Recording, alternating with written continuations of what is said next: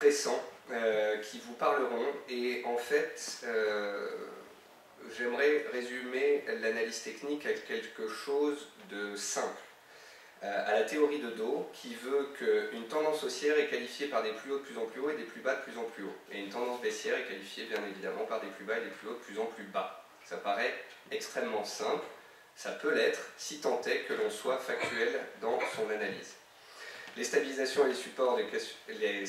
sur support et cassure de résistance sont des moyens de se positionner dans le sens de la tendance, et la rupture d'un creux journalier suivi d'une accélération engendre une neutralisation de la tendance. Là, vous avez un trou sur le marché, on est en juin, c'est le Brexit. Puis vous avez un retour des marchés américains et une cassure des plus hauts sur les États-Unis et du seuil psychologique des 18 000 points, ici sur le Dow Jones. Par la suite, vous avez un marché qui revient tester la résistance cassée, qui devient en théorie un support. Ce point est testé une fois, deux fois et trois fois, et à la veille des élections, 3 jours avant, on se fait des frayeurs sur le support, mais il n'a jamais cassé. Ensuite, on va casser les plus hauts, et par la cassure des plus hauts, tout simplement, on marque un nouveau plus haut, donc un redémarrage de la tendance haussière. Vous voyez qu'on a un rallye de fin d'année qui s'est opéré, et puis en fin d'année, on s'est posé sur support sans jamais casser le point bas précédent, avant que les acheteurs reprennent la main et cassent les plus hauts, et que enfin, comme je vous le disais tout à l'heure, pour la première fois en 4 mois et demi, le mardi dernier, le S&P 500 pour la première fois, donc en 4 mois et demi, a cassé un point bas précédent et a engendré une petite consolidation de court terme. Ce n'est peut-être qu'un trou d'air avant une éventuelle reprise de la hausse, mais force est de constater qu'il y avait un changement d'état d'esprit. On n'est pas obligé d'être toujours à l'achat dans la hausse et à la vente dans la baisse, tout simplement, parce que aussi il y a des périodes de neutralité assez fortes. Simplement, quand le marché vous donne un signal et qu'il est validé par la suite, et non invalidé, eh bien, c'est difficile de rentrer à l'achat parce que vous avez des facteurs psychologiques qui entrent dans le jeu. Depuis 3-4 mois, les marchés, pour un analyste graphique, qui est dans mon émission, je vous le disais, c'était un exercice. Tous les jours, je martelais, on est sur des plus hauts de plus en plus haut, des plus bas de plus en plus haut, la tendance est haussière, donc les acheteurs ont la main et ce jusque nouvel ordre, et cela peut continuer car on sort d'une tendance neutre pendant 1 an et demi, Trump est passé, les résultats, la macro, tout ça s'améliore, et donc c'est puissant. Donc voilà, simplement avec l'analyse technique et la théorie de Do, on avait un signal haussier sur cassure des plus hauts, une accélération, un retour sur support, un deuxième test de support, un nouveau cassure de plus haut, un test de support, un nouveau cassure de plus haut. Tout ça, c'est des opportunités de trading à l'achat dans une tendance haussière suite à un retournement de marché fort qui s'est fait à la suite du Brexit. Donc ça, c'est simplement avec la théorie de Do pour pouvoir cadrer les choses. Ensuite à ça, vous allez pouvoir ajouter des niveaux horizontaux de prix qu'on appelle les overlaps, qui sont des niveaux qui sont particulièrement travaillés par le passé.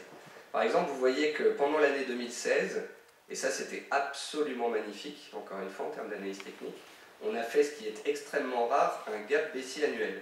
C'est-à-dire que le premier jour de l'année, on a ouvert sur le CAC à -2 directement, et ensuite on n'a fait que baisser. Qu'est-ce que vous remarquez sur ce niveau de gap, qui théoriquement est une résistance, c'est qu'on est revenu tester une fois, deux fois, trois fois, et bien évidemment la quatrième, quand on l'a passé en force, c'était un signal extrêmement fort. Vous pouvez voir qu'on a accéléré puis qu'on a consolidé par la suite et qu'on est revenu se poser sur le niveau des 4750. Et si on revient un peu dans le passé, on voit que c'était un point haut ici en décembre 2015 et un point bas ici en novembre 2015. Ensuite, on avait testé les plus hauts une fois, deux fois, pareil, troisième fois ça passe, on casse, on accélère, on revient tester le niveau d'overlap qui est une ancienne résistance devenue un support, et ainsi de suite. Du coup, tant qu'on casse des résistances et tant qu'aucun support ne cède pas, en données journalières, c'est-à-dire en swing trading, sur un investissement de plusieurs jours, plusieurs semaines, tant que le CAC 40 est au-dessus des 4930 points, il est haussier avec des perspectives haussières de retourner potentiellement vers les 5200 points qui sont les plus hauts de 2015. Voilà. Et 4930 points, qui est un niveau d'overlap clé, peut servir à tous les acheteurs en disant, tant qu'on est au-dessus, je reste principalement acheteur. Si on vient à casser un niveau de prix, c'est qu'on n'est plus en tendance haussière, c'est qu'on a potentiellement un changement d'état d'esprit des opérateurs, et donc à ce moment-là, je vais préférer potentiellement sortir du marché. Après, plutôt que d'utiliser des indicateurs qui sont souvent redondants, comme le MACD, le RSI, la stochastique, etc., j'aime beaucoup cadrer les marchés avec parfois une simple moyenne mobile. Les moyennes mobiles, les banques utilisent souvent 20, 50, 100. C'est les moyennes mobiles les plus utilisées. Puis on a aussi la fameuse moyenne mobile de long terme, la moyenne mobile à 200 périodes. Moi, ce que j'aime bien avec les moyennes mobiles, c'est aller chercher une moyenne mobile qui colle parfaitement au cours. C'est-à-dire que cela va me permettre de créer une sorte de pivot au-dessus duquel on est haussier, au-dessous duquel on est baissier. La MM20 la MM20 ici sur le S&P 500 n'était pas bien parce qu'elle était traversée par les cours à plusieurs reprises. J'ai donc choisi une MM optimisée et j'ai testé 20, 25, 30, 35 et avec une MM30, eh bien, j'ai constaté qu'à chaque fois qu'on venait tester la MM30, on était haussier. Résultat, étant donné que mardi dernier on a cassé cette moyenne mobile à 2360 points, ça me montrait bien qu'on avait un changement d'état d'esprit et qu'après 4 mois de hausse, on allait potentiellement passer, non pas baissier, mais neutre, sans tendance, en attendant que le prochain mouvement prenne le pas. Et donc simplement, avec la théorie de Dow, c'est une bonne chose, utiliser les overlaps, c'est une chose, mais vous pouvez aussi utiliser des moyennes mobiles qui vont parfaitement vous permettre de cadrer un actif. Une méthode facile de cadrage d'un actif, même si ça peut vous paraître un petit peu compliqué comme ça, c'est de l'Ishimoku. L'Ishimoku, ça signifie voir l'équilibre du marché en un coup d'œil. Avec les droites de l'Ishimoku, qui sont les bleus et roses ici, la Tenkan et la Kinjun, vous allez cadrer la tendance. Cette tendance va être matérialisée aussi par ce nuage qu'on appelle ici haussier, entre des droites qui sont appelées SSA et SSB. Ça vous paraît être du chinois, mais en fait simplement, l'Ishimoku permet à un trader qui n'aime pas utiliser les moyennes mobiles, les optimiser, etc., d'avoir automatiquement des pivots qui vont se créer. J'aimerais attirer votre attention non pas sur la bleue, qui est une moyenne mobile de très court terme, mais sur la Kijun, qui est ici un pivot journalier clé en violet.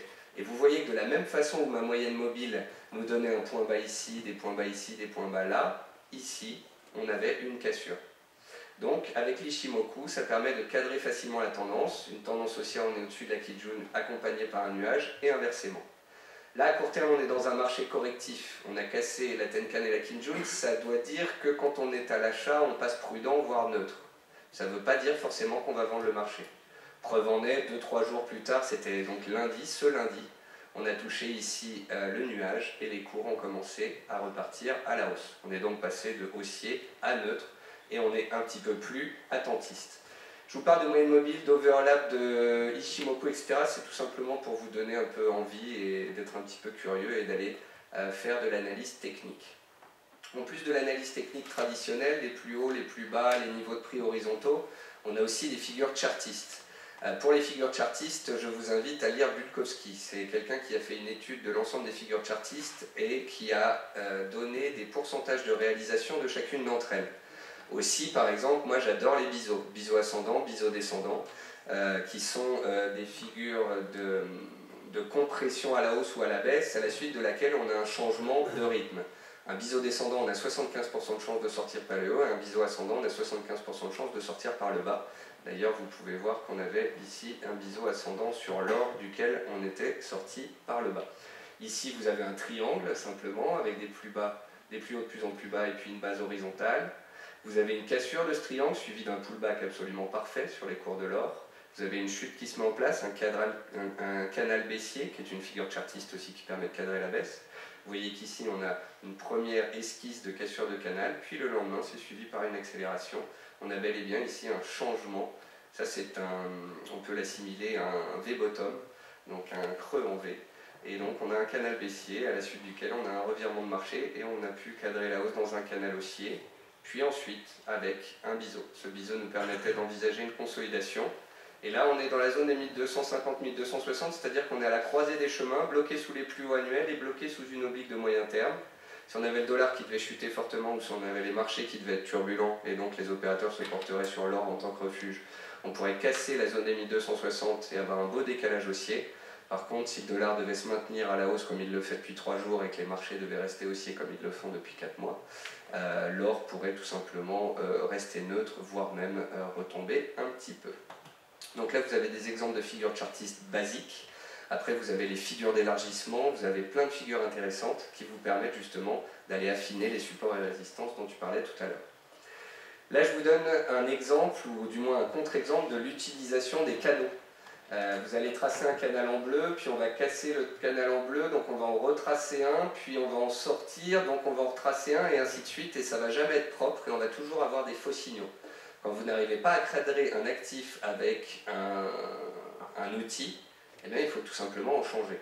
Donc là, vous avez l'AUD-USD, paire de devises avec une hausse janvier-février, puis une consolidation. Est-ce qu'on aurait un autre outil qui permettrait de cadrer les tendances haussières et baissières sur cet actif?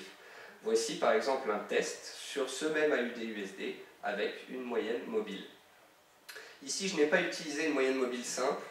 Quand je veux une moyenne mobile qui colle parfaitement vraiment au cours, j'utilise une moyenne mobile exponentielle. La petite nuance entre les deux, c'est qu'une moyenne mobile exponentielle, dans son calcul, va donner un peu plus d'importance aux dernières séances.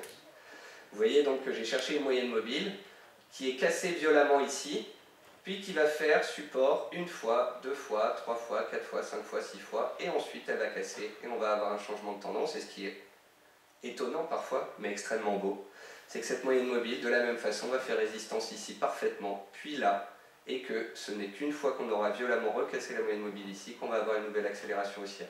Donc cette moyenne mobile permettait d'être haussier jusqu'à la fin, comme de passer vendeur dessous et d'y rester, voire de repasser à l'achat quand on la casse de nouveau. Donc c'est des pivots naturels que vous pouvez affiner, parce que parfois des figures chartistes ou bien des canaux ne vont tout simplement pas fonctionner. Et puis enfin, je terminerai avec un outil qui est intéressant, ce sont les ratios de Fibonacci. Ça fait référence à une série de chiffres qui permettrait de décrire les proportions de l'univers, rien que ça. Il correspond à des supports résistances naturels sur lesquels les prix vont buter, et ils sont très suivis et donc ont un caractère autoréalisateur. C'est un peu comme la moyenne mobile à 200 périodes, quand tout le monde en parle, tout le monde la regarde, et bien forcément, il arrive des choses dessus. Donc vous voyez ici, j'ai pris un mouvement baissier sur les cours de l'argent entre juillet 2016 et décembre 2016, puis j'ai appliqué les ratios de Fibonacci les plus importants, 23,6, 38,2, 50 et 61,8.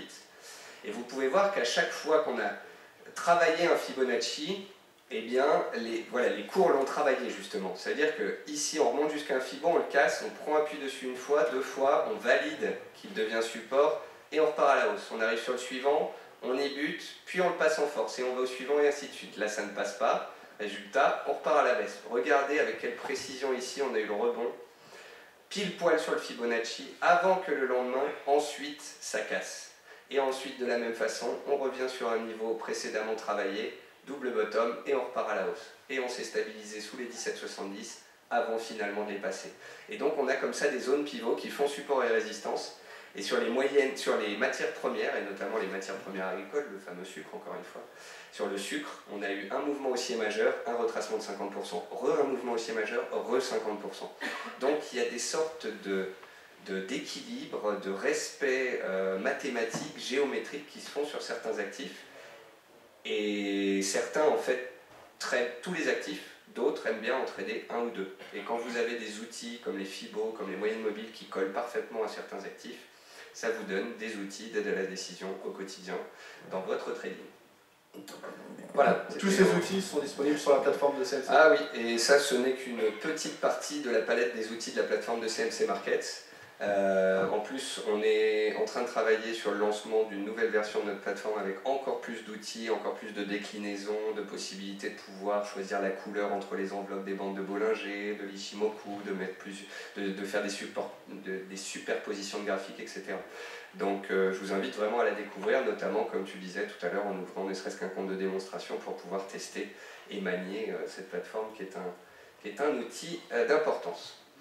Voilà, on a fini ces trois parties, on a été un peu long, excusez-nous, mais on espère que ça vous a plu. On va faire maintenant peut-être une petite dernière présentation sur les produits CFD sécurisés, à moins que... Non ? Il y a les questions, s'il y a des gens qui ont des questions théoriquement... On va passer directement aux questions-réponses, d'accord. On va passer aux questions-réponses, on va en faire quelques-unes, et puis après on répondra à vos questions peut-être dans la pièce d'à côté. Est-ce que certains d'entre vous, par rapport à tout ce qu'on vient de dire, voilà, ont des questions clés qui en plus pourraient intéresser tout le monde? Bonsoir, merci pour la conférence, très intéressant. J'avais une question pour Tarek un peu sur les flux obligations-actions avec une potentielle rehausse des taux. Est-ce que potentiellement ça peut créer une bascule sur les flux avec un retour sur des rachats d'obligations qui vont potentiellement apporter plus de rendement et donc potentiellement des sorties de flux sur les actions? Je voulais avoir votre avis sur ça. C'est ce qui se passe en fait. C'est clairement ce qui se passe. Les gérants, quand ils vendent une partie de leur cash, ils leur investissent ailleurs. Après, c'est vrai que là, on a eu une hausse de taux. Historiquement, quand il y a des hausses de taux, les marchés n'apprécient pas ce mécanisme-là, parce que une hausse de taux, en réalité, ça va réduire la marge des entreprises, ça va renchérir les coûts de prêts pour les particuliers. Donc, dans le cycle économique, c'est plutôt un mauvais signe. Mais dans le cas où on est actuellement, on était dans des taux qui étaient très très bas. Et donc, la hausse de taux, ça a indiqué au marché que l'économie allait mieux. Et donc, c'est la raison pour laquelle les marchés actions ont poursuivi leur hausse. Et la deuxième raison, c'est que le marché actions est monté fortement grâce au rattrapage des bancaires. La hausse des taux va permettre aux banques de retrouver leur marge, et tout le rallye qu'on a connu depuis on va dire la cassure de la résistance que Nicolas vous a montré tout à l'heure, c'est sur le rattrapage du secteur bancaire. Donc c'est vaste communicant. Quand les asset managers sortent d'une classe d'actifs, ils vont sur l'autre. Et donc, clairement, si à un moment les taux venaient à monter trop fortement, il y aurait de la volatilité qui se créerait, parce qu'il y aurait beaucoup de réallocation d'actifs dans tous les portefeuilles.